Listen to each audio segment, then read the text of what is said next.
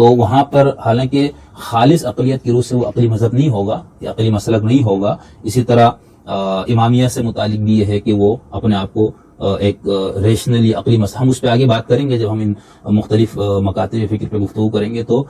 اس کن معنوں میں ان کو عقلیت پسند کہا جاتا ہے یا یہ لوگ اپنے آپ کو کن معنوں میں عقلیت پسند کہتے ہیں. فلسفے کی روح سے جو خالص عقلیت پسندی کا جو مسلک ہے، اس کی روح سے کسی بھی مذہب کو، کسی بھی الہام وحی کو سند ماننے والا عقلیت پسند نہیں ہو سکتا. عقلیت پسندی کا مطلب ہے کہ صرف اور صرف عقل کو ہر چیز کا حتمی اور آخری معیار تسلیم کرنا. ٹھیک ہے، یعنی انسان کی جو بڑے سوالات ہیں، جو بنیادی سوالات ہیں، جس سے انسان کا عقیدہ اور فکر تشکیل پاتا ہے، جس سے انسان کا ورلڈ ویو تشکیل پذیر ہوتا ہے،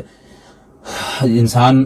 کائنات اور مابعد کائنات سے متعلق جو اس کے تصورات ہے، اس کے لیے صرف اور صرف عقل کو ذریعہ ماننا، اور اس کو ذریعہ مانتے ہوئے کچھ